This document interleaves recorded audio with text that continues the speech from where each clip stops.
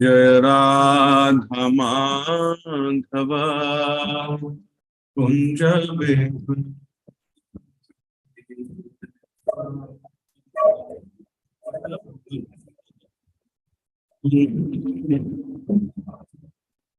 जय कुंज बिहारी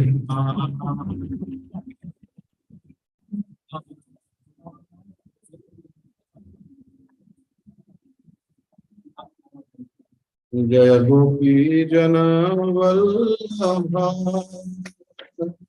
जय गिरिवरधारी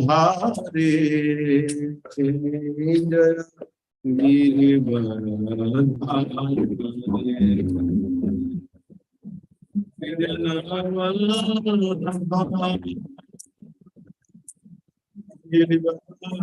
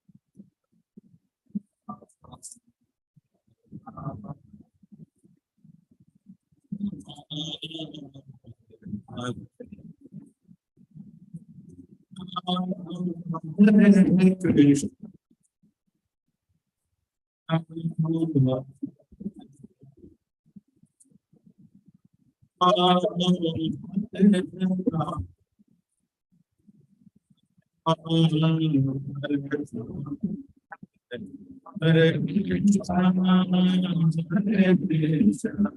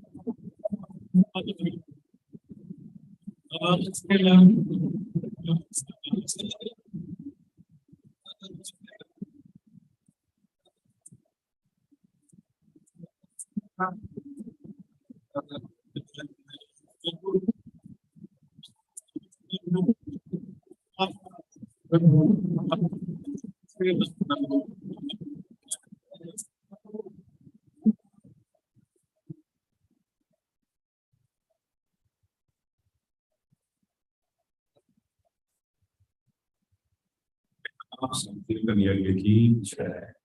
ग्रंथराज श्रीमद् भागवतम की जय। श्रीमद् भगवान की जय।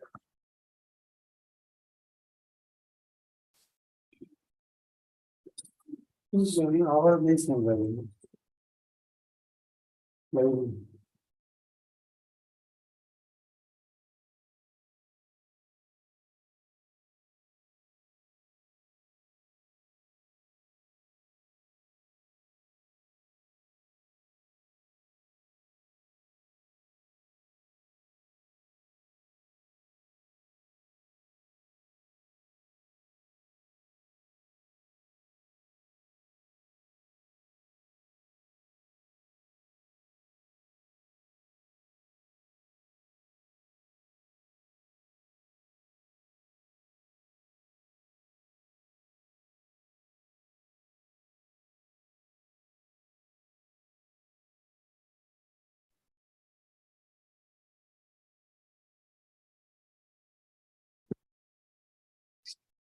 ओम नमो भगवते वासुदेवाय। ओम नमो भगवते वासुदेवाय। ओम नमो भगवते वासुदेवाय। नारायणं नमस्कृत्य नरं चैव नरोत्तमं देवीं सरस्वतीं व्यासं ततो जयमुदीरयेत्। नष्टप्रायेषु अभद्रेषु नित्यं भागवत सेवया भगवत्य उत्तम श्लोके भक्तिर्भवति नैष्टिकी. So today we are continuing to read from Srimad Bhagavatam. We are reading Canto 1.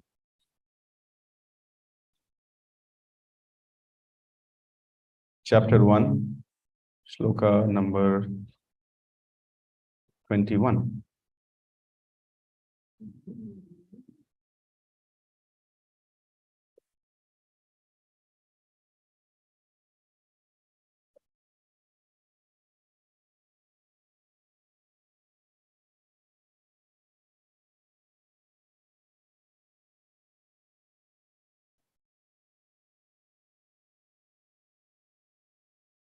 So we will recite this verse 3 times.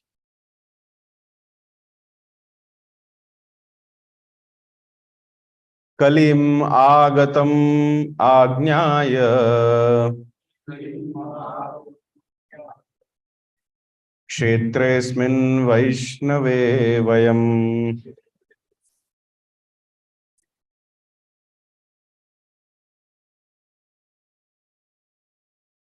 आसीन दीर्घ सत्रेण कथायां सक्षणा हरिः कलिम् आगतम् आज्ञाय क्षेत्रेऽस्मिन् वैष्णवे वयम् आसीन दीर्घ सत्रेण कथायां सक्षणा हरिः कलिम् आगतम् आज्ञाय क्षेत्रेऽस्मिन् वैष्णवे वयम् आसीन दीर्घ सत्रेण कथायां सक्षणा हरिः. Somebody can recite.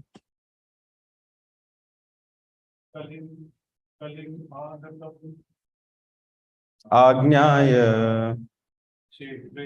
No, we'll repeat with you. Kalim agnatam ajnaya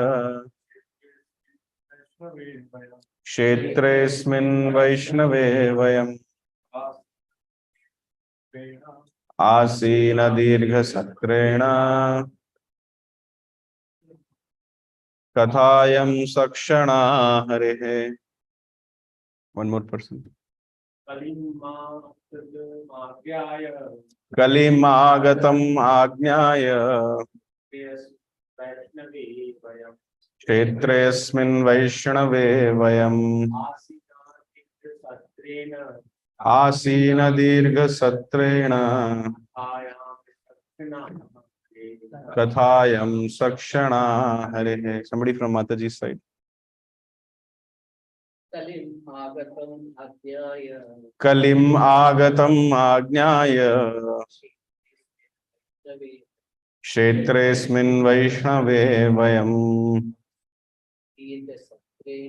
आसीन दीर्घ सत्रेण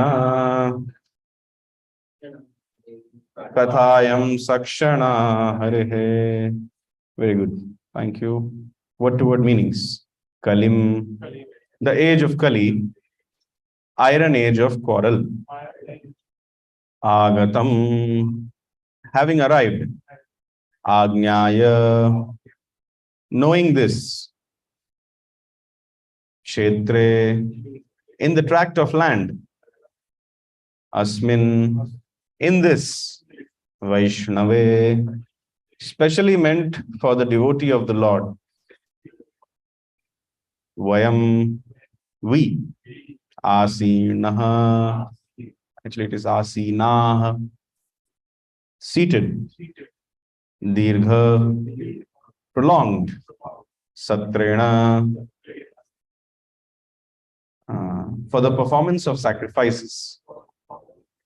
Kathayam, in the words of Sa Shanah, with time at our disposal. Harehe, of the personality of Godhead. Translation and purport by His Divine Grace, A.C. Bhaktivedanta Swami Srila Prabhupada ki jai. Translation. Knowing well that the age of Kali has already begun, we are assembled here in this holy place to hear at great length the transcendental message of Godhead and in this way perform sacrifice.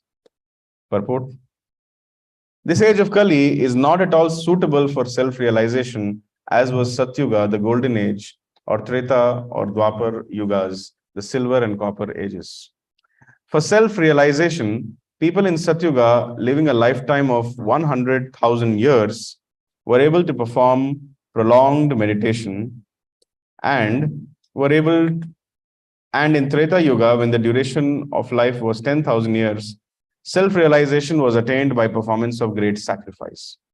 And in Dwapar Yuga, when the duration of life was 1,000 years, self-realization was attained by worship of the Lord. But in Kali Yuga, the maximum duration of life being 100 years only, and that combined with various difficulties, the recommended process of self-realization is that of hearing and chanting the holy name, fame, and pastimes of the Lord. The sages of Naimi Sharanya began this process in a place meant specifically for the devotees of the Lord. They prepared themselves to hear the pastimes of the Lord over a period of 1,000 years. By the example of these sages, one should learn that regular hearing and recitation of the Bhagavatam is the only way for self-realization. Point repeated. By the example of these sages, one should learn that regular hearing and recitation of Bhagavatam is the only way for self-realization. Other attempts are simply a waste of time, for they do not give any tangible results.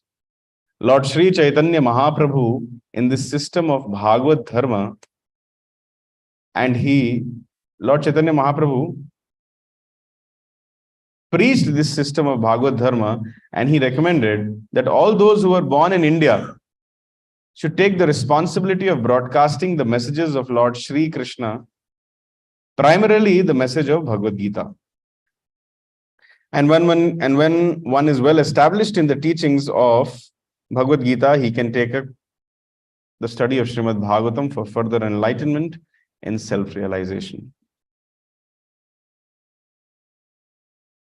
Om Ajnanati Jnananjana Shalakaya Chakshurunmilitam Yena Tasmai Shri Gurave Namaha Shri Chaitanya Manobhishtam Sthapitam Yena Bhutale Swayam Rupah Kada Mahyam Dadati Swapadantikam Vandeham Shri Guroho Shri Yuta Padakamalam Shri Gurun Vaishnavamscha Shri Rupam Sagrajatam Sahagana Raghunathanvitam Tam Sajivam Sadhuvaitam Savadhutam Parijana Sahitam Krishna Chaitanya Devam Shri Radha Krishna Padam Sahagana Lalita Shri Vishakhanvitamscha He Krishna Karuna Sindho Dina Bandho Jagatpate Gopesha Gopika Kanta Radha Kanta Namostute Taptakanchana Gaurangi Radhe Vrindavaneshwari Vrishabhanusute Devi Pranamami Hari Priye Vancha Kalpatarubhyascha Kripa Sindhubhya Evacha पतितनां पावनेभ्यो वैष्णवेभ्यो नमो नमः। जय श्री कृष्ण चैतन्य प्रभु नित्यानंद, श्री अद्वैत गदाधर श्रीवासादि गौर भक्त वृंद। हरे कृष्ण कृष्ण कृष्ण हरे हरे, हरे राम राम राम हरे हरे। नमो ओम विष्णुपादाय कृष्ण पृष्ठाय भूतले श्रीमते भक्ति वेदांत स्वामिन्निति नामिने। नमस्ते सारस्वते देवे गौरवाणी प्रचारिणे, निर्विशेष शून्यवादी पाश्चात्य देश तारिणे। मूकं करोति वाचालं पंगुं लंघयते गिरिं, यत्कृपा तमहं वंदे श्रीगुरुं दीनतारिणं। परमानंद माधवं श्री चैतन्य ईश्वरं। हरि ओम तत्सत।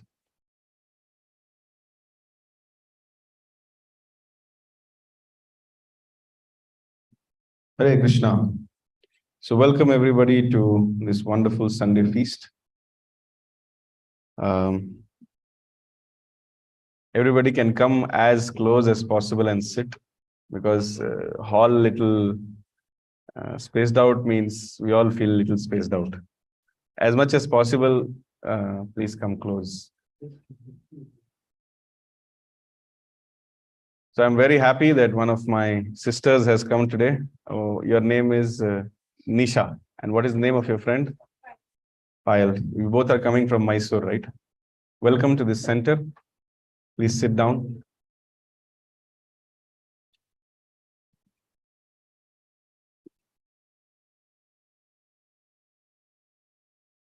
Okay.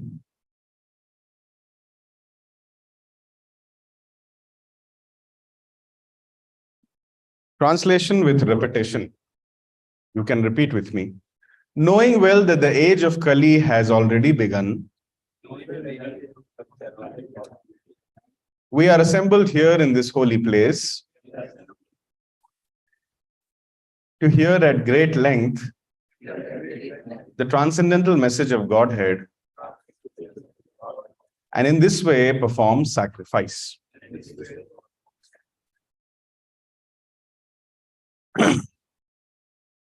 This verse is very appropriate for all of us, actually. We are all in this age of Kali Yuga, and we are assembled in this holy place to hear at great length, not sure about great length or not, but here the class has to end in 1 hour. And the transcendental message of Godhead, and in this way perform sacrifice. Now, again and again, in the preliminary entry-level courses and discussions, we have been citing this reference, that what is the process of self-realization in various yugas. So, does anybody remember that shloka? Yes. Very good. Kalau tadhari kirtana. How did you memorize this? Over and over hearing, yeah. Kritya dhyayatam vishnum. Means in the age of Satyuga, the lifespan of people was 1 lakh years. Whether we believe it or not, that's the truth. That's what the Shastra says. Is there any way to verify how people were living and what was the lifestyle of people 5 lakh years ago? Is there any way to verify that? Do you really believe that 10,000 years ago, everybody was running around naked? Do you believe? I find it very hard to believe. How many of you believe that the father of your father of your father of your father of your father of your father of your father of your father was a monkey? Any reference anywhere you have seen the genealogical table where you found a monkey somewhere? So we do not believe the Darwin's theory. We do not believe that our great ancestors or our great ancestors were monkeys. Similarly, we fail to, we refuse to believe. We accept the version of the Shastra. And we refuse to accept that we were all running around naked 10,000 years ago. That was not the case. Kritya dhyayatom vishnum tretayam yajato makhe dwapare paricharyayam kalau tadhari kirtanat. So in the age of Satyuga, the lifespan of people and the environment was different. So when people live for 1 lakh years, then what to do for self-realization? They used to meditate. Actually, this chanting of the Hare Krishna Mahamantra was equally potent in all the yugas. It is not that chanting is potent only in Kali Yuga and it was not good enough in Satyuga. No. However, the bodily capacity, the bodily, physical, mental, subtle capacities of people was so high that if you could have told someone that just sit and chant Hare Krishna, they would have told, what is this? I have not stopped my breathing also. At least let me stop my breathing for 12 days. And at least let me not eat anything for 1000 years. Then only I'll feel I'm doing something. So imagine Narad Muni, he's the transcendental reciter of the holy names, the space walkman. He keeps walking from one planet to another planet. What does he do? Does he sit in tapasya at any time? Yugas are coming and going, but he's always chanting Hare Krishna, Krishna Krishna, Hare Hare, Hare Ram, Ram Ram. At least we never heard in any scripture or any scriptural injunction that Narad Muni did any tapasya. But however, when he met Dhruv Maharaj, what did he say? You go to Madhuvan and you perform this austerity, do this yoga, do this Ashtang Yoga, Yama, Niyama, Asana, Pranayam, Pratyahara, Dharana, Dhyan, Samadhi, and then ultimately chant this mantra, the names of Hari. Why he recommended this to Dhruva? Because Dhruva was not at the platform of Shraddha in the holy names of the Lord. So therefore he told him that just to calm down your mind and senses, you do some Ashtanga Yoga first. And after having done that, you can make a deity from some mud or anything which is available in the forest, a deity of Lord Hari, and then you meditate on that deity, regularly have bath, offer these fruits and flowers to Hari, chant this mantra. And then along with that, you can do some austerities also. So that was the process of devotional service. So people in those ages, until and unless they perform something very, very Herculean, they would not be satisfied. So therefore, Kritya Dhyayato Vishnum. So personalities like Valmiki, personalities like Dhruva and others, they performed austerities for thousands and thousands of years. So the process of God realization or self-realization in Satyuga, so that the mind can come down and get focused on the name, form, qualities and pastimes of Lord Hari, was tapasya or meditation. It takes primarily 1000 years to start the tapasya, begin it. Many people do meditation here and there. There are so many yoga studios. Yoga Nidra is going on these days, I have heard. And so many things they are doing. But Prabhupada says that when he went to one of the yoga studios in the West, he saw people are sleeping and they are snoring in the name of Yoga Nidra. Sometimes it is seen that people, due to a very heavy working lifestyle, they don't get time to sleep at home. So they come to yoga studios to actually sleep. And the instructor is telling, shh, you're doing Yoga Nidra. This all kind of cheap so-called yoga is going on. But people in Satyuga were actual yogis. They would perform meditation. And what is the goal of this Ashtanga Yoga meditation? Anybody who has read the 6th chapter of Bhagavad Gita nicely should be able to answer this. What is the goal of Ashtanga Yoga?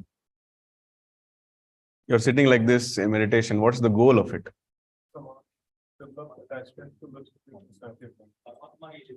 Paramatma realization. And what is the benchmark of Paramatma? How can you say that I'm a Paramatma realized person? Okay, first question. What are the 3 stages of God realization? Brahman, Paramatma and Bhagwan. Very good. What is Brahman realization? What is the self-effulgence of Lord? Yes. Effulgence. External energy. Eh? Brahman is internal. Yeah.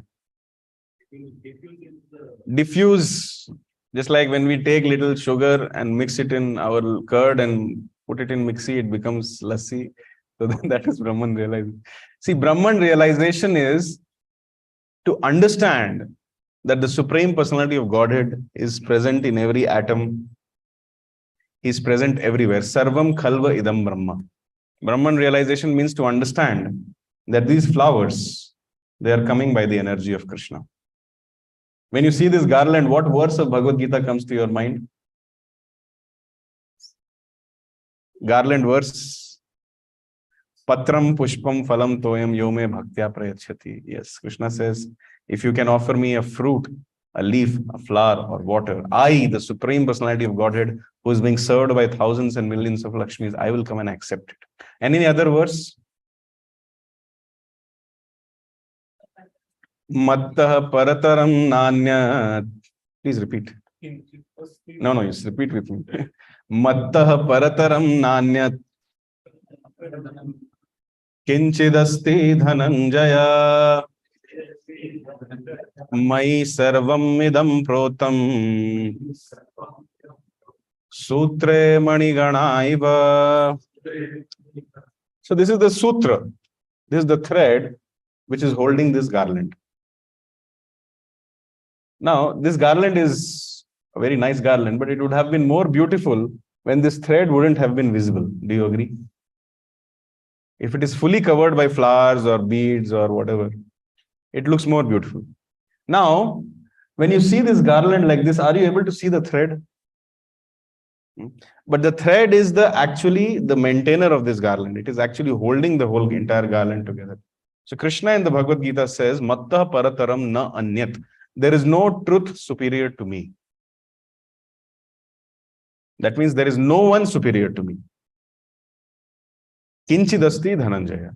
Mai sarvam idam protam sutre maniganayava. Everything which you see around you, it appears that it's going on automatically.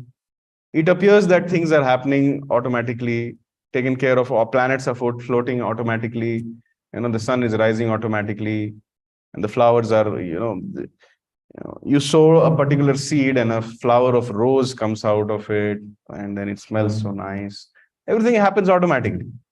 But that is not automatic actually.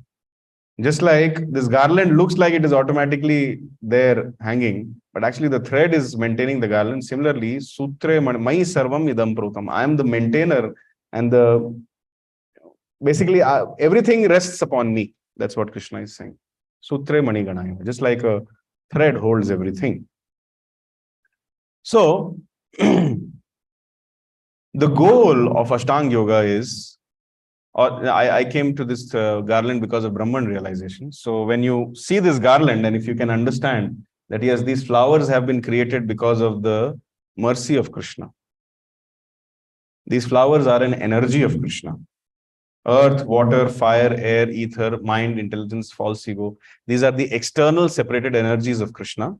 And combination of all these is also energy of Krishna. For example, I see this mobile. It's the combination of some material elements like earth, water, fire, compressed and chemically agitated to make a different kind of look and feel, along with some intelligence. So what is this? Is this spiritual creation or material creation? It's material creation. So everything which is used to make this belongs to whom? So it should be used in Krishna's service. So this realization that Krishna is everywhere and everything is Krishna in the form of his energy is called Brahman realization. However, what is the goal of Brahman realization? Those who have realized Brahman, they see the Lord in so many things, everything. So they think the Lord has no form. The Lord is impersonal. And then they think that Lord is some light. Some people say green, blue, yellow light. I don't know what color light. And the goal of their life is to merge in that. This is called Brahman realization. What is Paramatma realization? Paramatma realization means to understand that God is not just prevalent everywhere, but at the same time, he is the supreme controller also. He is there as the Paramatma in your heart and in my heart and in your heart and in your heart. And he's controlling everything. I often like to give this example of a lion and you. Suppose you are going somewhere and a lion is approaching in front of you, running at the speed of 80 meters per second, and his body weight is 300 kgs.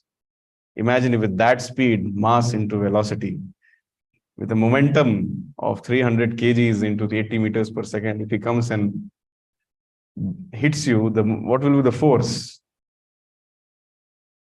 2400 kgs meters per second. Can you handle that kind of what will happen if the lion comes and jumps and hits you like that? No, people will find it very difficult to lift you because there will be no bones left in your body. It will be chutney. So if a lion, the point which I'm trying to say is that there is the Paramatma which is there in my heart, the local expansion of the Lord which is there in my heart, the same Paramatma is there in the lion's heart. Until unless that Paramatma gives permission to that lion to kill me, the lion cannot do anything to me. And if the lion is coming and killing me, that means he has the permission. And then what can I do? Either I can stand like this, or else I can run away. But suppose at that time, the Paramatma wants my hands and legs to be paralyzed and he wants me to be frozen, then what can I do? If the Paramatma wants me to be eaten by the lion, what can I do? Nothing can be done. However, if he wants me to be saved, he will give me intelligence. Bhagavad Gita chapter 15, shloka number 15, Krishna says, Sarvasya chaham hridi sannivishto mattah smritir jnanam apohanam cha vedaischa sarvairahameva vedyo vedanta kritveda vid eva chaham. I am seated as Paramatma in everyone's heart, and by my influence comes knowledge, remembrance, and forgetfulness. So this is called as Paramatma realization. And what is Bhagwan realization?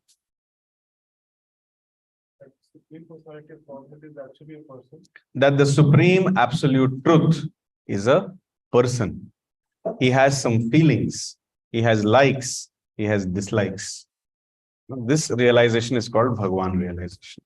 So when we do Ashtanga Yoga, sitting like this, the goal is Paramatma realization. And Paramatma realization means to constantly see the 400 form of Vishnu in the core of the heart. Dhyana vasthita tad gatena manasa pashyanti yam yogina. Dhyana vasthita, when you are in dhyana. And all the time you are seeing the 400 form of the Lord, just like the yogis. All the yogis who are sitting, they are not accessible to the human population. One of the primary rules of yoga is that it should be done solitary.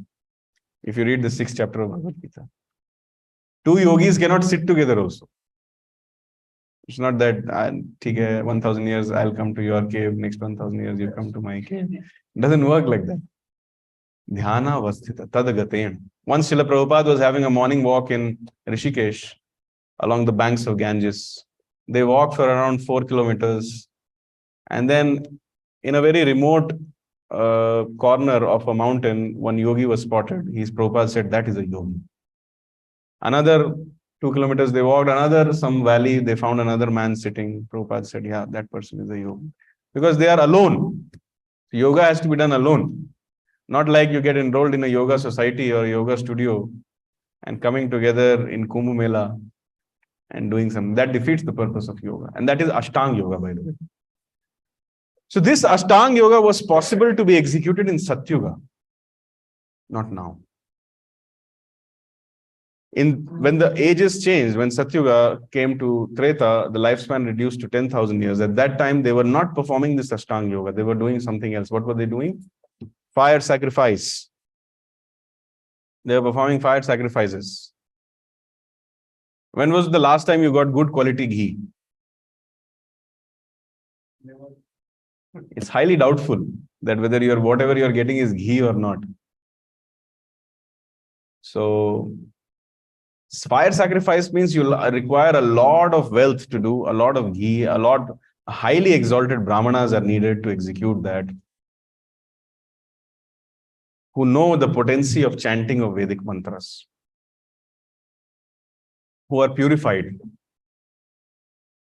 You know the qualifications of a Brahmana? Chapter 18, shloka number 43, Bhagavad Gita. Can someone tell me? Sorry? Huh? Who can revive a dead person? Who can revive a dead person is a Brahmana. I thought such people are called Shukracharya. Not necessarily, but yes, an exalted Brahmana can revive dead bodies also. That's possible. But what are the characteristics of a Brahmana? You have your mobile phones with you. You can open chapter 18, Bhagavad Gita, shloka number 43, and tell me, I'm trying to do this so that keeping the class little interactive. Hey, that is Kshatriya. Then go to previous verse, 18.42. 42. Samo damah tapah shaucham shantir arjavam evacha jnanam vijnanam astikyam brahma karma swabhavajam. Can you very loudly read the translation, please?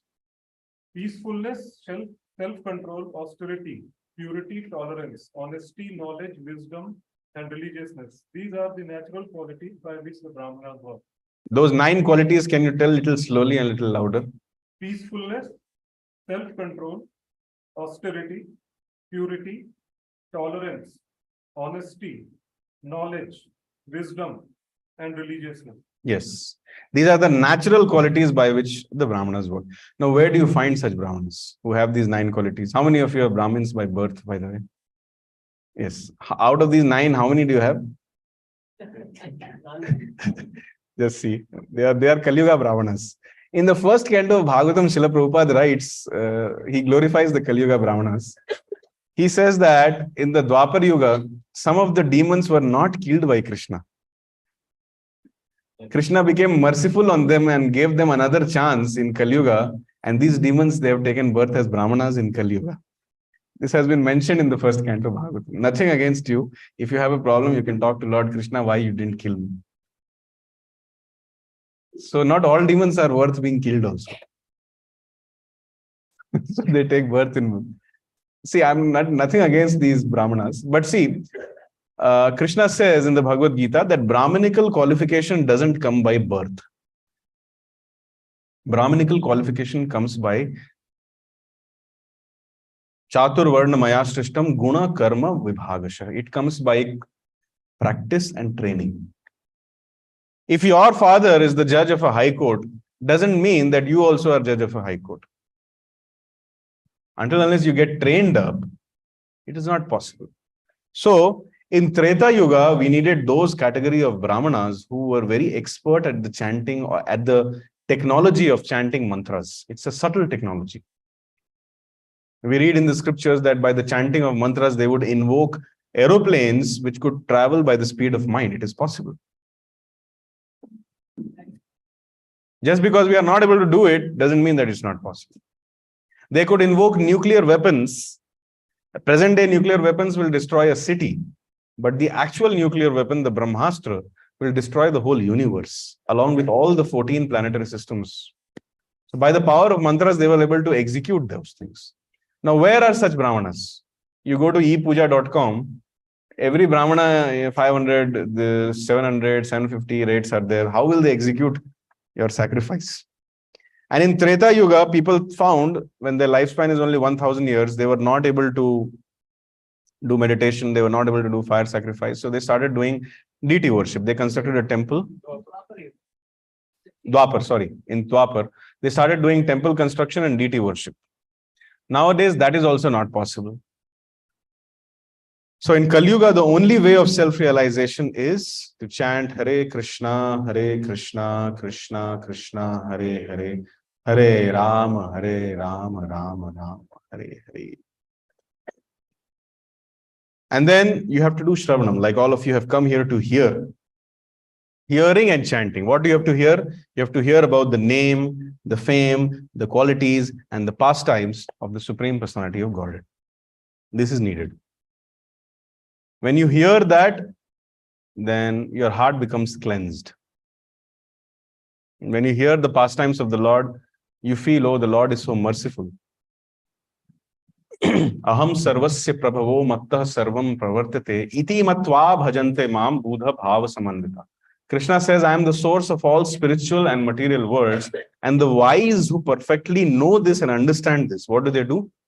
They dedicate their life to serve me, pray to me, chant my holy names, worship me. Those who are not being able, those who have not understood how great Krishna is, they will not be able to surrender to Krishna. Suppose in the next Sunday feast message, we say that we are very happy to announce that in today's Sunday feast, Virat Kohli is coming as a guest.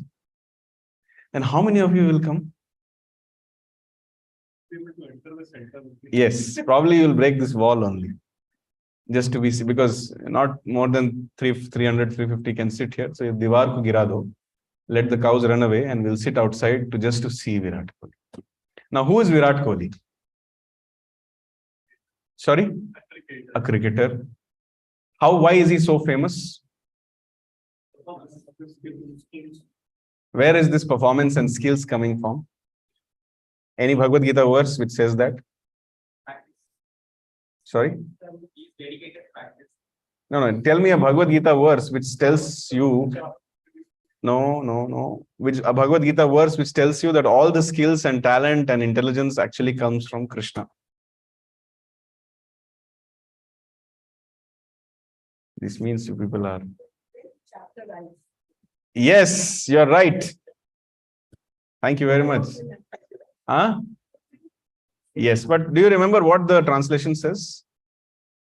I am the strength of the strong and the intelligence of the intelligent. And he also tells that those people who are cheating, Krishna says, I am the cheating intelligence of the cheaters. So everything which is there comes from Krishna.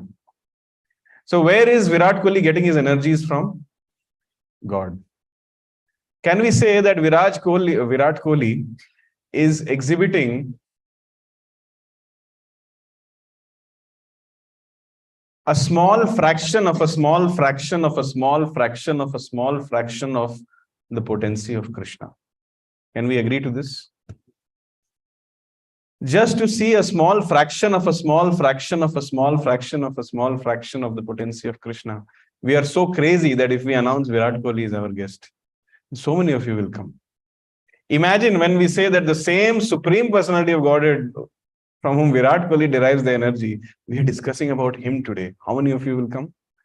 Itne log aayenge. This means we are not Gudha Bhava Samanvitaha. We are not intelligent people. Krishna Varnam Tvisha Krishnam Sango Pangastra Parshadam Yajnai Sankirtane Praya Yajantihi Sumedhashaha. The Bhagavatam says only those people who are uniquely and specially intelligent, they will worship Lord Krishna as Lord Chaitanya in this age of Kali. Those who are not intelligent, they will not worship. So success of life is to understand that Krishna came as Lord Chaitanya in Kali Yuga, and I have to chant his holy names, read the Bhagavatam and chant Hare Krishna, Krishna Krishna, Hare Hare, Hare Rama, Rama Rama. The sages of Naimisharanya began this process in a place specifically meant for the devotees of the Lord. What is the speciality of Naimisharanya? How many of you have gone to Naimisharanya, by the way? Okay, what is the speciality of Naimisharanya?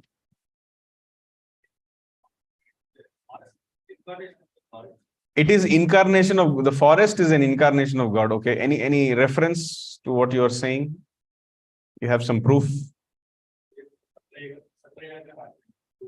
Yes, so many yagyas are happening there, but what is the source of your reference?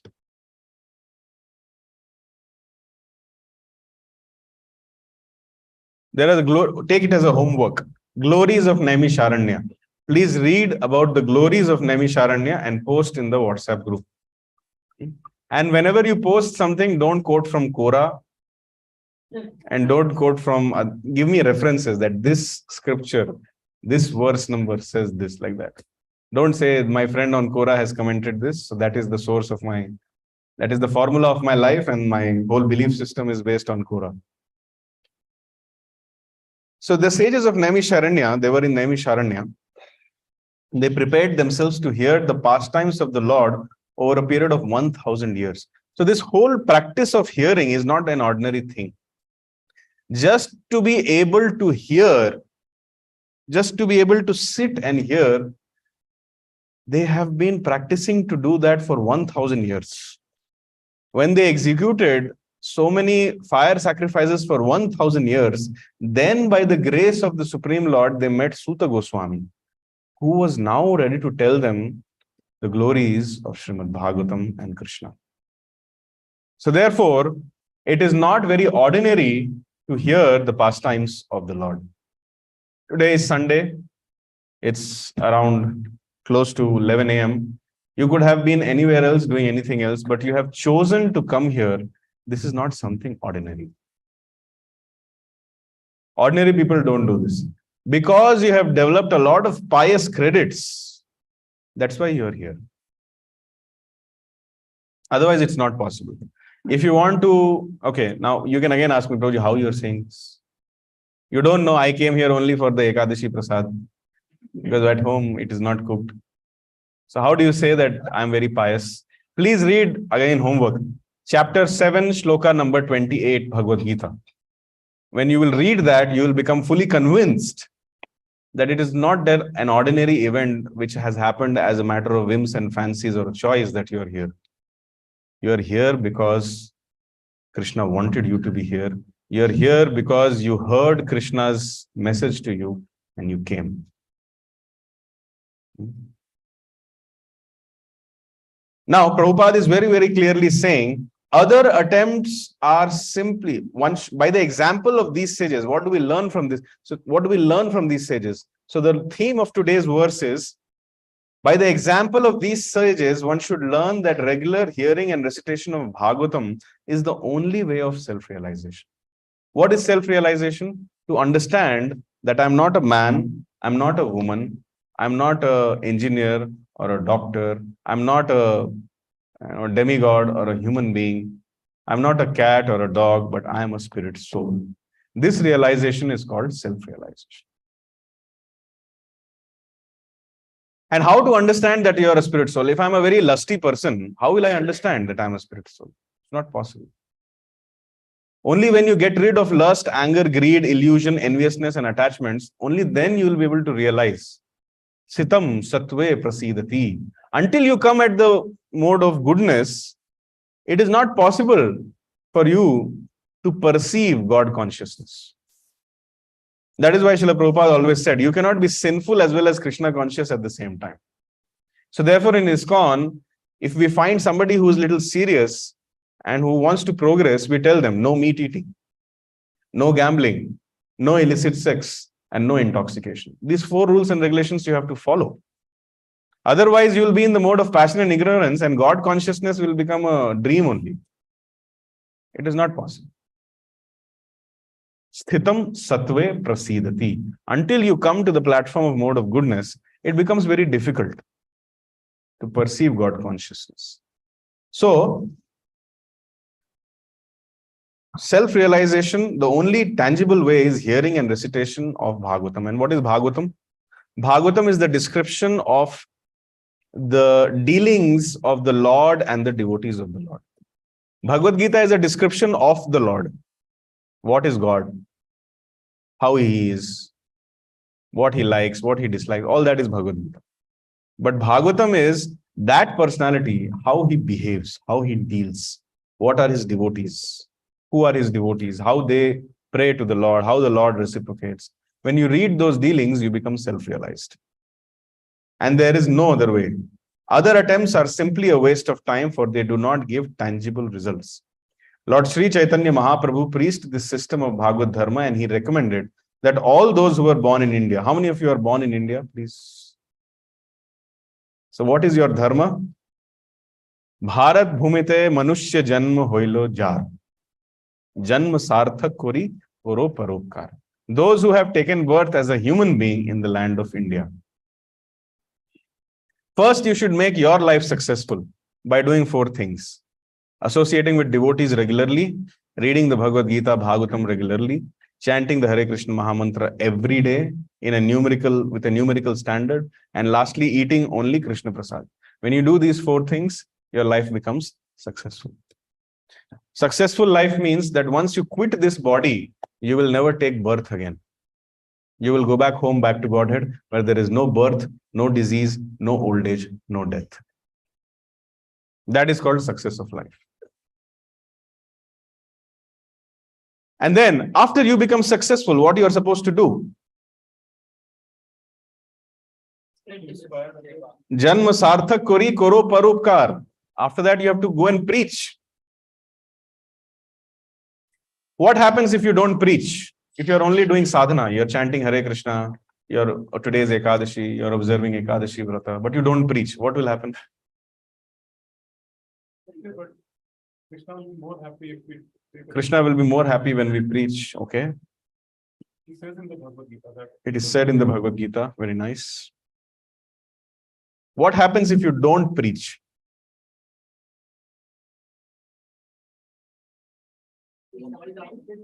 We fall down. Very good. I'm really liking the answers which you are giving today. Your own potency increases. That means right now I am 30 watts. When I preach, I become 30,000 watts. Why not?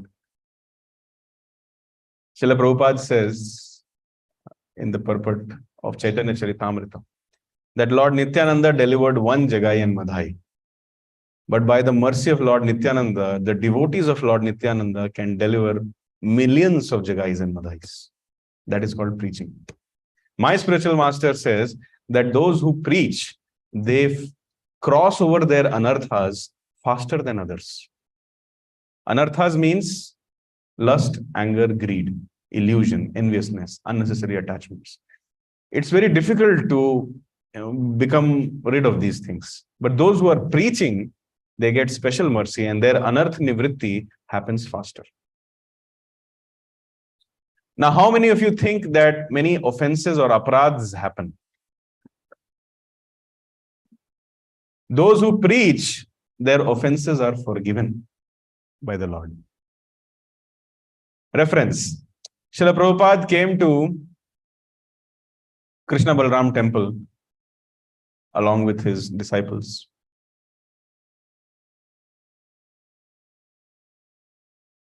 There was a pujari who was asked to go and do worship. And he was fully ready. But as soon as he saw Prabhupada and the other sannyasis, he became fully nervous. He started doing the puja, he didn't lift the bell only. Somebody came and told, hey, ghanti uthao. Then he lifted the bell. And then he has forgotten the sequence. When to do chamar, when to do peacock feather, when to do arti, and when to do pushpa. He forgot everything, he messed up. And the hands were shaking while doing worship.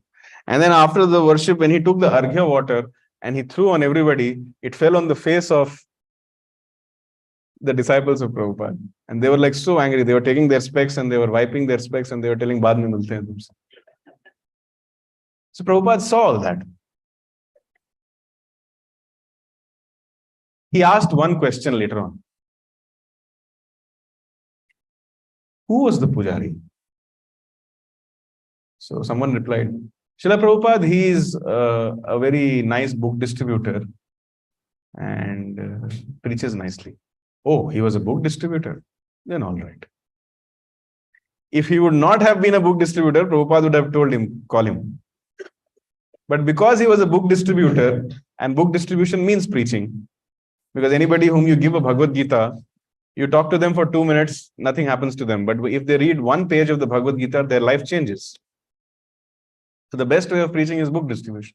Now, because he was preaching, he made a severe offense inside the altar, but he was forgiven. That does not mean that I'll make this the formula of my life. I'll do so many aparadh and jaake thoda preaching kar denge. Or I offended so many devotees today. Oh, let me go for book distribution. We should not do like that. But yes, those who are preachers, they do anarth nivritti is happening faster for them. Offenses are forgiven for them. They end up taking more responsibilities for Lord Krishna. And those who take more responsibilities for Lord Krishna, they see Krishna face to face. Now, however, in order to do this preaching, you need to have a good sadhana. So if you only do sadhana, no preaching, then there are many traffic jams in your spiritual life and your heart will become hard. You will not be merciful and compassionate. Let's say the another extreme, you're only preaching, but you're not doing proper sadhana. Then what will happen? Then that what Mataji told you will fall down. You're asking everybody you should chant 16 rounds. But I am only not chanting. So when you preach something which you yourself are not following, and when you vibrate that message from your mouth, it will not go and penetrate into the hearts of people. Because purity is the force. What is the most attractive thing in the whole universe? Purity. Somebody who lives a pure lifestyle, everybody wants to surrender to them and everybody wants to talk to them. The 6 Goswamis of Vrindavan, they were approached by the gentlemen of Vrindavan and the thieves and dacoits of Vrindavan also. Dhira, dhira, jana priya, priya karo, nirmat sarau pujito. Why they were approached? Because they were non-envious. So a person who is cleansed by the practice of chanting and preaching, they become non-envious and everybody surrenders to them. In the Ramayana, because Ram Navami has recently gone, so I'm just remembering some references. When Vishwamitra used to go anywhere, all the deers, lions, tigers, they used to come to him. And wherever Vishwamitra is sitting, they also used to sit next to him. And wherever he used to go, they used to follow him. And he used to tell them, now don't follow. Then they used to go away. Why? Because Vishwamitra was non-envious. And that is why, because he was non-envious, he got a chance to associate with whom? Lord Ram. This means you cannot associate with the Supreme Lord until you are non-envious. And how to become non-envious? Regular reading and recitation of Srimad Bhagavatam and then preaching also. But Srila Prabhupada gives a disclaimer. He says, when one is well established in the teachings of Bhagavad Gita, he can then take up the study of Srimad Bhagavatam for further enlightenment in self-realization. That means there are stages in self-realization. You can't just directly go to Ras Leela. First, Kurukshetra Leela. Then Vrindavan Leela. So first one has to study Bhagavad Gita and then one has to study Srimad Bhagavatam. Any questions or comments? Yes. Reference to the metals of this copper age. I don't have any reference as of now, but it is there in the purport. So that only is Praman. I was wondering why they reference. See, gold is considered to be higher than silver. Silver is considered higher than copper and lower than that is iron. So they are just using that as comparisons. That amongst all these ages, the best age or the golden age is Satyuga. The copper age or the silver age is Treta, like that they are comparing. Just a relative reference for us to understand. Question on the Virat Kohli example. Yes. So then I was listening to chapter 9, Bhagavad Gita chapter 9, verse 9. I'll open it 1 minute. It's about Krishna Vedabase.com, chapter 9. I'll share my screen also. and Dhanajaya on the smoke can find me. I'm ever detached from all these material activities, seated as the neutral. Okay. So all those who have to read, they should go to this website. Oh, it's not coming. I think we have to switch it on. It has become idle. It's good if the remote can be here, then I can.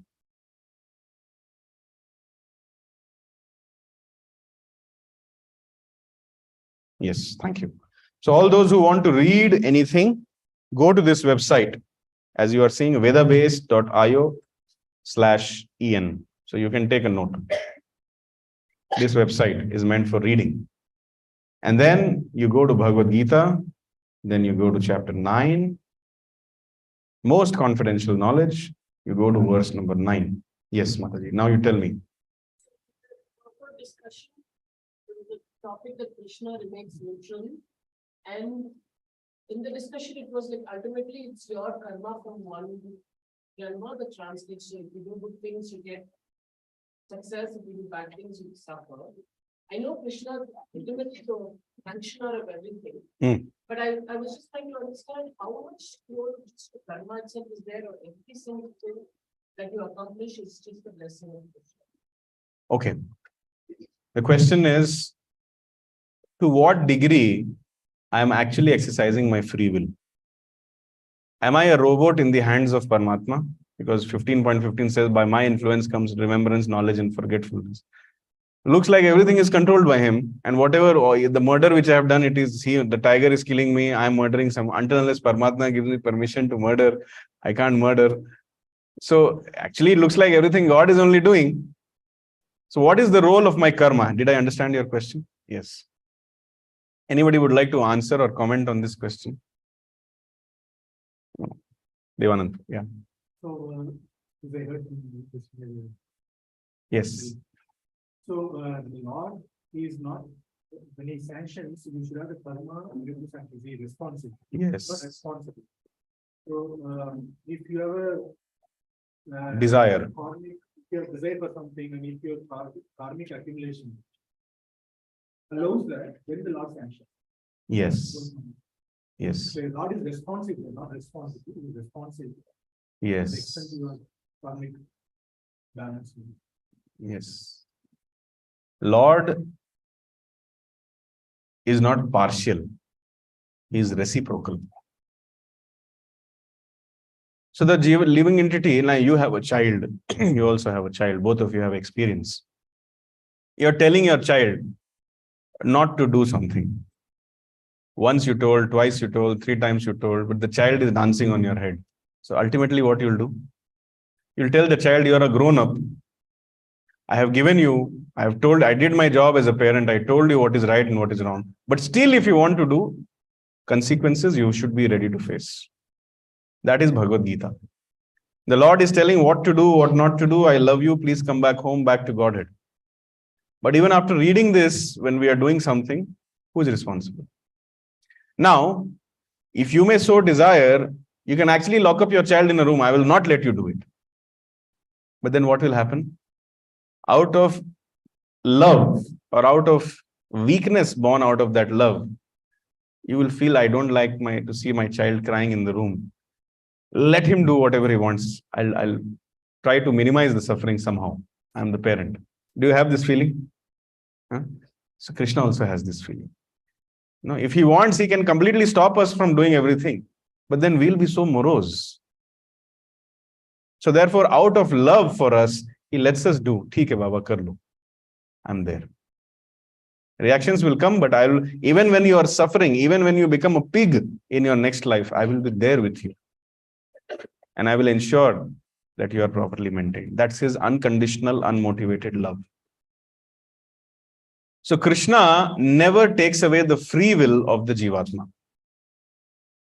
Krishna by nature is supremely independent, and we being parts and parcels of Krishna have inherited that slight independence from Krishna.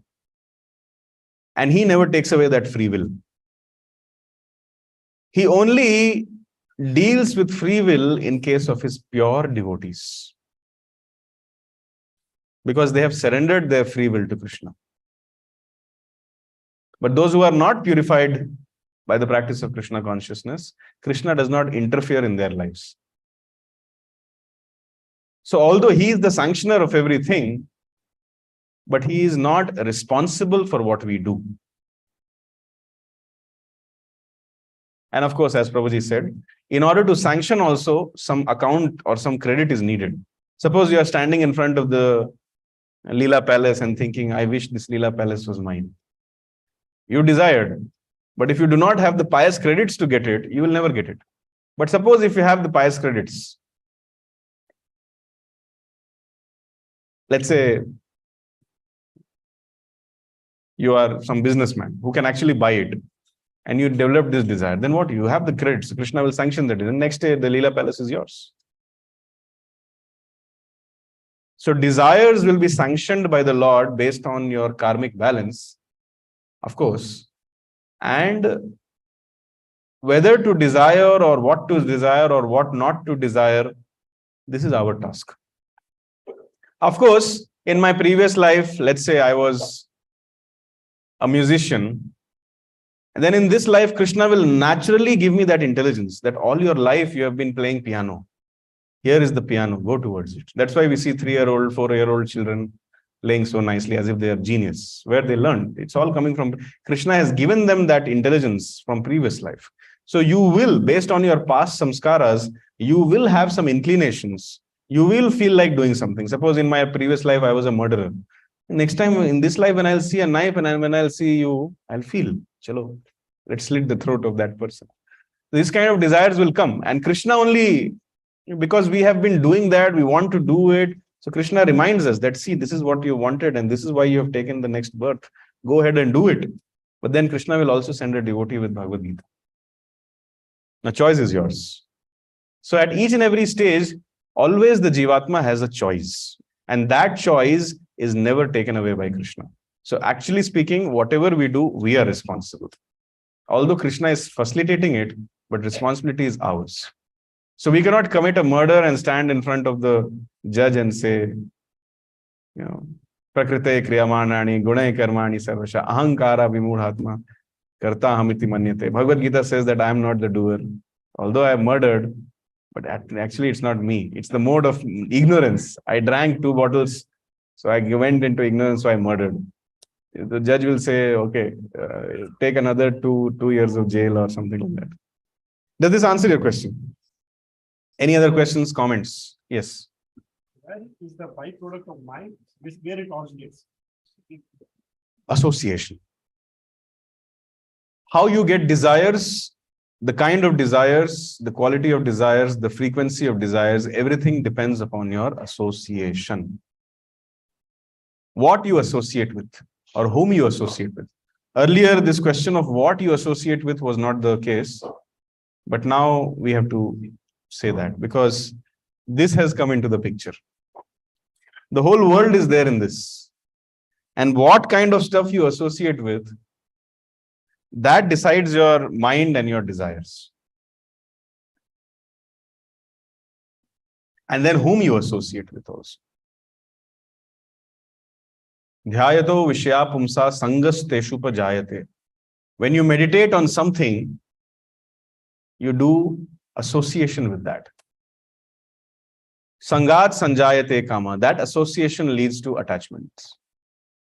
And because of that attachment, desires are produced. For example, Srila Prabhupada always says that if you want to become a number 1 drunkard, what you have to do? Just associate with another drunkard. Similarly, let's say you don't know, but your roommate is a thief. You don't know. But you stay with the roommate and then you are eating the food cooked by that roommate. And then the consciousness of stealing has been transferred into the food in the process of cooking. That's why we say don't eat outside. Eat food either cooked in your home or you only cook and eat. Offer it to the Lord because you don't know what kind of a thief, dacoit, rapist is cooking in these restaurants. Terrorist. And when you eat food cooked by them, you also feel like making a terrorist attack. You also feel like an idiot after eating that. So you don't know that whom you are staying with is a thief. But simply by staying with them and eating the food with them and eating the food cooked by them, after 3 months, automatically you'll get the desire of stealing. And your mind will convince you this is all right. So that's how, who asked this question? Yeah. So that's how the desires come, by the power of association. So if you associate with devotees of Krishna, if you associate with Bhagavatam, if you associate with the Hare Krishna Mahamantra, then you will get purified desires. But if you associate with the materialistic world and materialistic people, then those kind of desires will come. It all depends on association, power of association. Any other questions, comments? Okay, if there are no questions, then I will make a short presentation for 10 minutes and then we will end today's discussion. This presentation talks about how important it is to read the Bhagavad Gita and the Bhagavatam.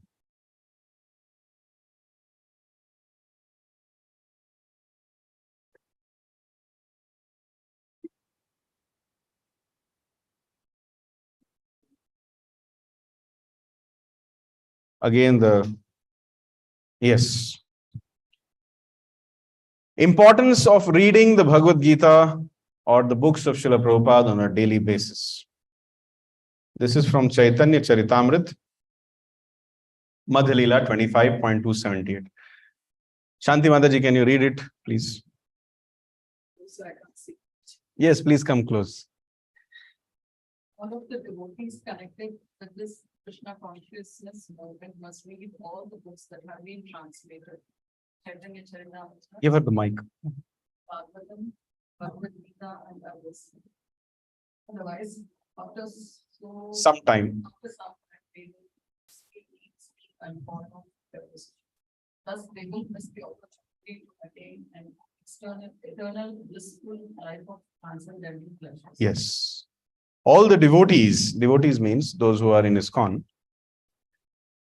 and also outside ISKCON, connected with this Krishna consciousness movement, please note the usage of words of the Acharya. He's saying must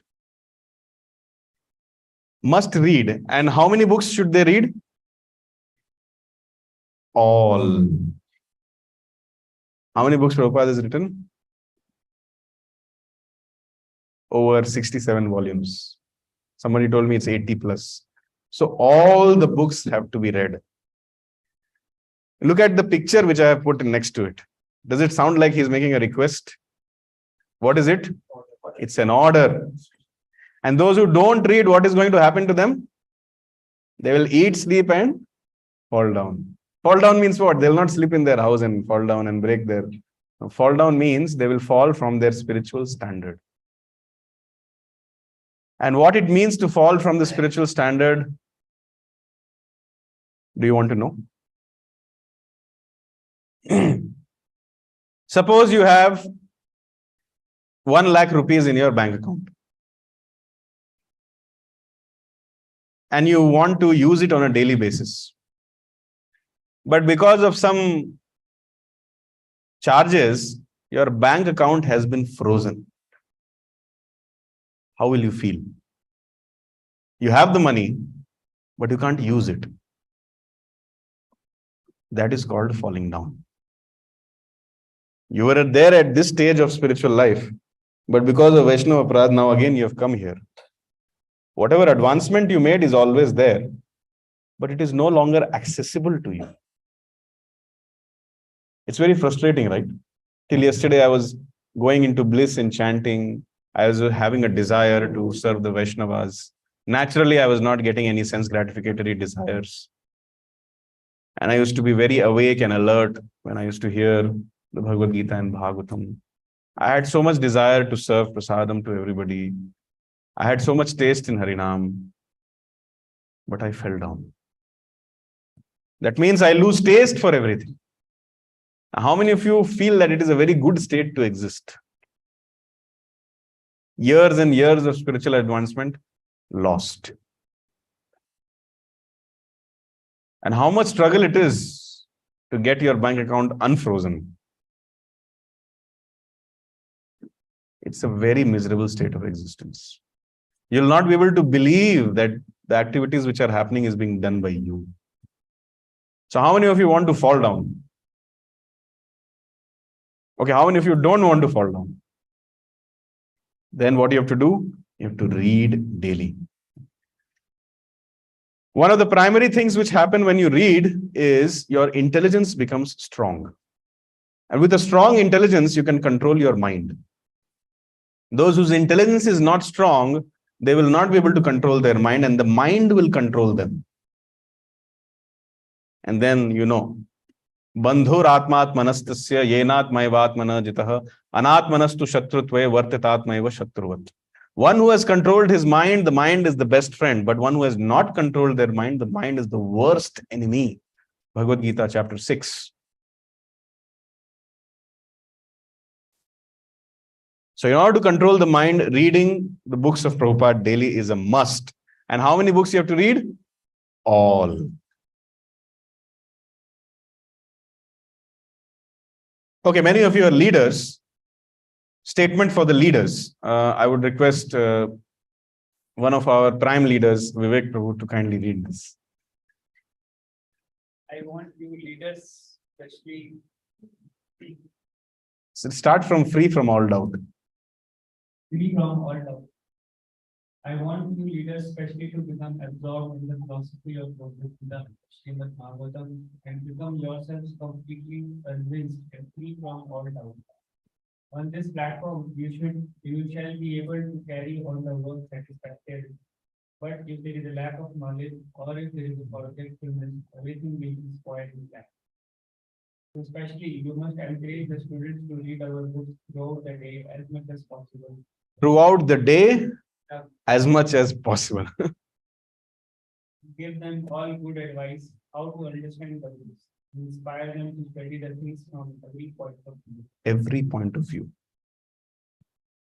Better to boil the milk very vigorously and make it thick and sweet. That is the best progress. So let us concentrate on training our devotees very thoroughly in the knowledge of Krishna consciousness from our books, from tapes, by discussing always in some. So many ways. Instruct them in right propositions. Letter to Hamsaduta, June 22, 1972. So many of you are leaders. This is for the leaderships. Throughout the day, as much as possible, either through lectures or through books or through discussions, and in so many other ways to instruct them in right propositions. Otherwise, what will happen? Everything will be spoiled in time. So this is a center. And if we do not have a culture of chanting minimum number of rounds and reading the books of Srila Prabhupada and regularly coming for Sunday feast to hear and understand and progress, then everything will be spoiled in time. Everything. Look at the great universities of India. Where are they now? Spoiled. Why? Because this culture was not preserved. They were not. Now, how many of you want to see Krishna face to face? Please raise your hands. And those who are raising your hand, Devanand Prabhu, if you can see, can you please read? See, Seeing Krishna face to face. Nowadays, it seems that many of the older disciples yourself are having empathy. If you do not set the example for the younger students and take the responsibility for instructing them in the right line, how will things go on? Try to always study our books and see our philosophy from the lines of directions. Become convinced yourself of this knowledge and throw it out all you want from mind to the who will seek the knowledge. Yes. Yes. Thank you very much. So, the major obstacle in getting a darshan of Krishna is our own mind. And all the difficulties of the mind, without a doubt, it will disappear if we regularly read Srila Prabhupada's books and chant Hare Krishna.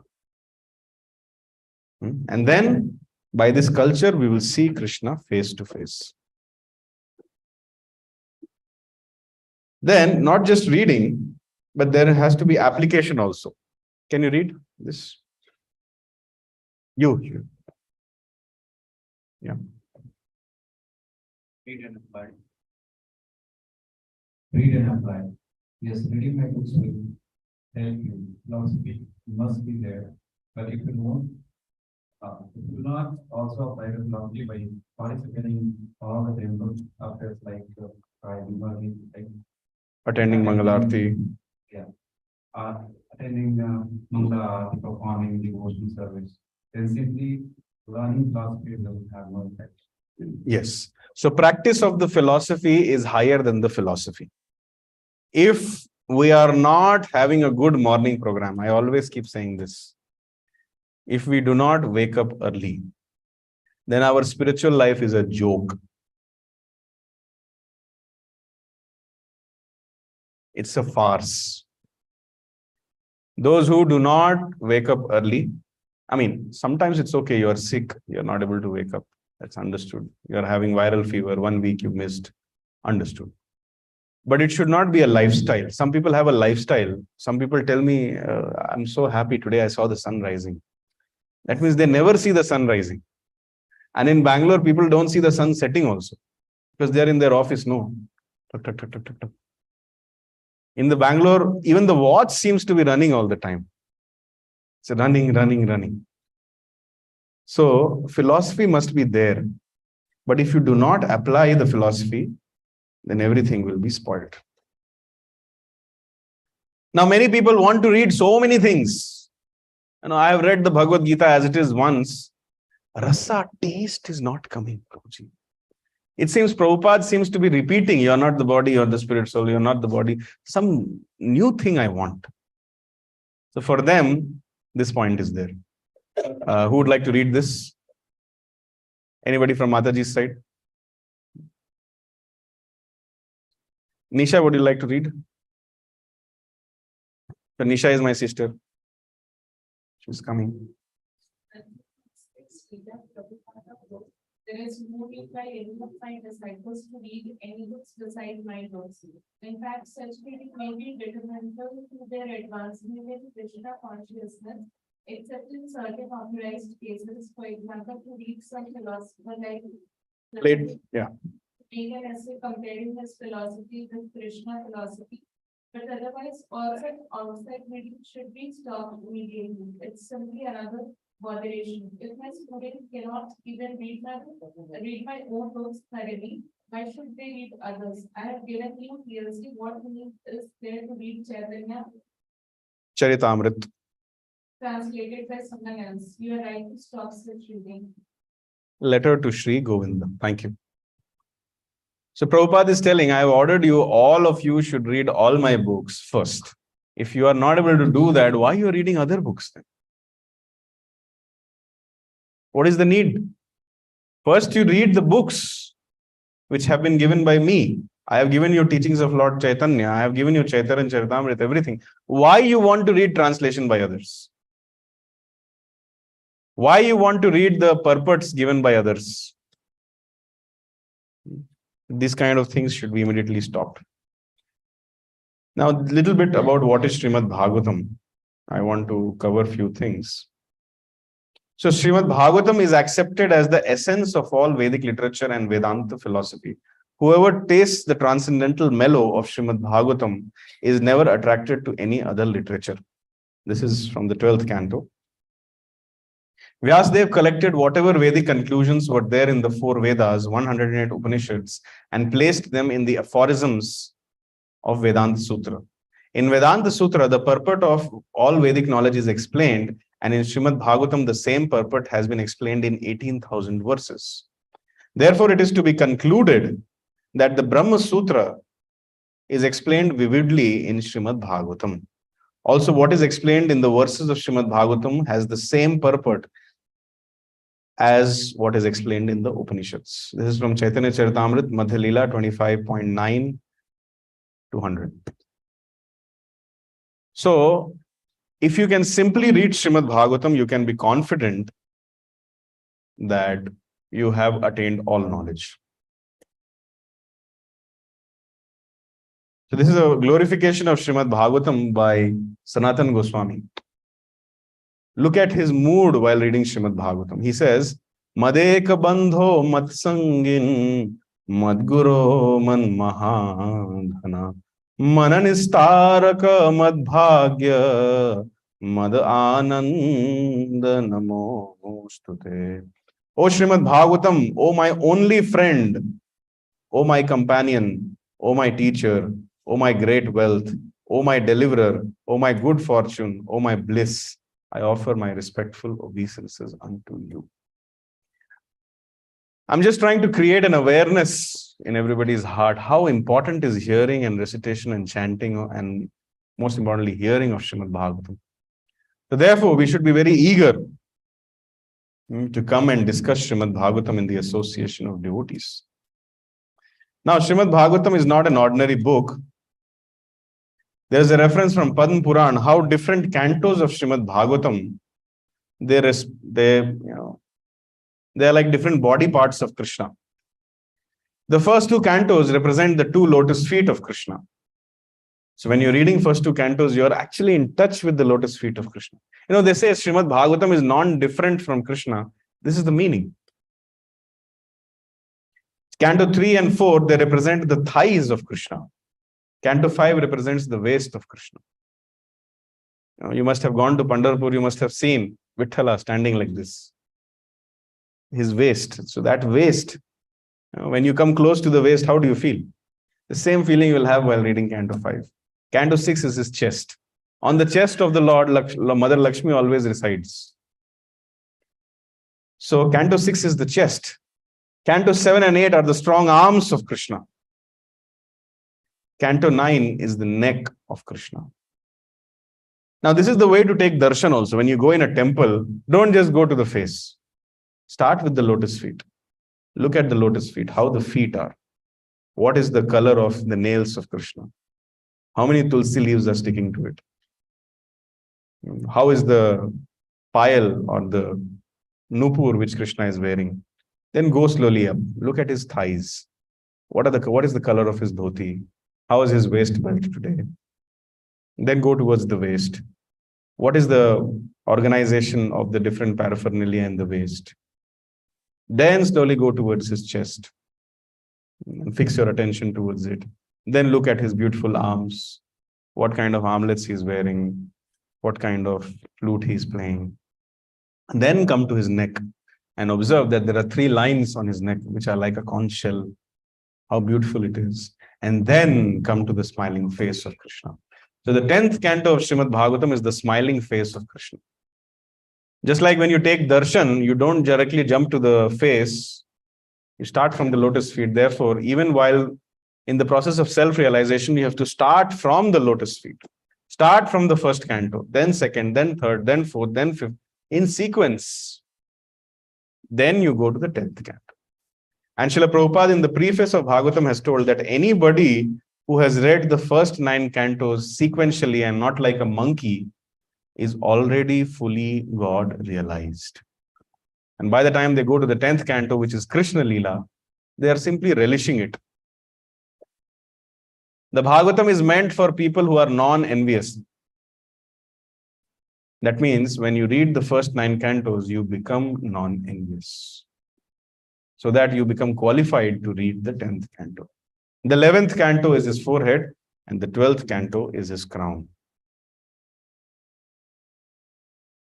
There are primarily 10 subject matters in Srimad Bhagavatam, which are discussed. If anybody can understand this, Sarga Visarga Sthanam Poshanam Utaya Manvantara Ishanu Katha Nirodhor Muktir Ashraya, if they can understand all these things, then they are the most self-realized people in the whole universe.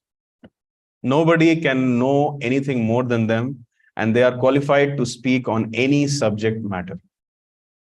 They will be emblem of all knowledge. A pure devotee is an emblem of all knowledge. You know what it means? It means they know everything. Someone may ask, will a pure devotee know how to make the foundation of a building while constructing a building?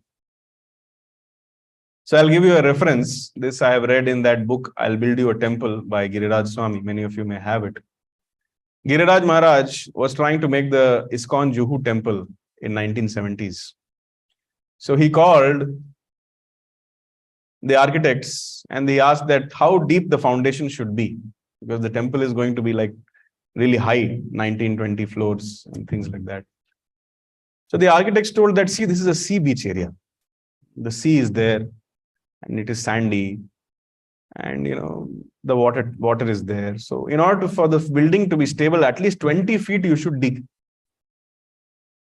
Sounded like a very reasonable, logical advice. But digging 20 feet means how much expense? Those who are involved in construction, you should know it's a lot of expense. What is the height of this? I think it's 9 feet. Double of this. Digging. How much cost is involved? So he just wanted to go to his spiritual master, Srila Prabhupada, and inform him that they are asking to dig 20 feet. What should we do? As soon as Srila Prabhupada heard that, he said, 20 feet? No. Just dig for 2 feet. That is enough. Now he became bewildered. Guru Mukha Padma Vakya Chitete Koriya Ekya. Arna Kari Ho Mane Asha. Spiritual master is telling something.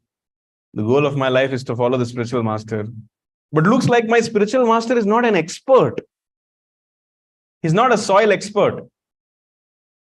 Soil experts are telling, or rather these architects are telling 20 feet, but my Guru Maharaj is telling 2 feet. What should I do? So he called the same soil experts and he asked them to drill. They started drilling, digging. Exactly after 2 feet, 2 feet, just below 2 feet, they could not drill further. And they were not able to understand what's happening. They found it's very difficult to take out the drilling machine also now. With great difficulty, they took it out. And then they realized that there is a big stone-like mountain surface below the area which is chosen for construction. Srila Prabhupada said, just dig how much? Below 2 feet is a mountain. You cannot dig also. So if you just dig for 2 feet and make the temple, everything will be okay, right? Now, how did Prabhupada know this? I said a pure devotee is an emblem of all knowledge. Do you think it was a fluke? No. Krishna is there as the Paramatma in everybody's heart. Krishna is there as the Paramatma in the pure devotee's heart also. A pure devotee who has read and internalized Srimad Bhagavatam, whatever they say is inspired directly by Krishna. Whatever they say is Veda Vakya, and whatever they say is absolutely perfect. So therefore, if you read Srimad Bhagavatam, you know everything else. Did you understand what I'm trying to say? A pure devotee is an emblem of all knowledge. However, I'll take the conversation a little bit further. Giriraj Maharaj went back to Prabhupada and he asked, Prabhupada, how did you know? At only 2 feet. So Prabhupada laughed and said, oh, it's common sense. So no, Prabhupada, but how did you come to know? When I was walking on the other side of the beach, I saw another construction and they had dug only 2 feet. And I saw that there's a mountain there. So I could assess that by common sense, this side of the beach also 2 feet will be required. That's how Prabhupada puts it. But we are sure there are so many other instances where Prabhupada has told something and it is the absolute truth. The one devotee was wearing this neck. When the neck gets strained, you wear, right? Neck collar band or something like that. So he said, why are you wearing this?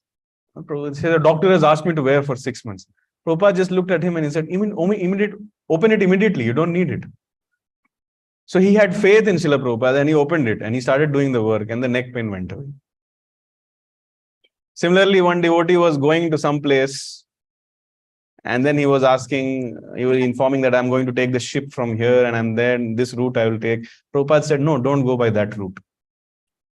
That route is not meant for you. It will not be accessible to you. Change your route.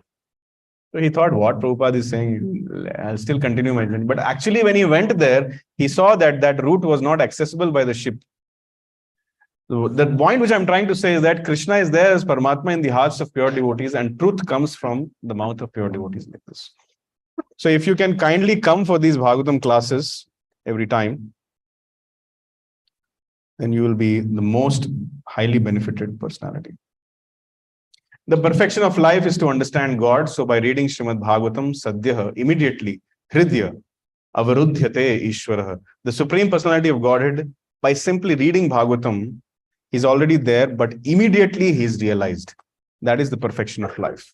Thank you very much. Hare Krishna, Krishna Krishna, Hare Hare, Hare Ram, Ram Ram. Any announcements? No announcements? Okay.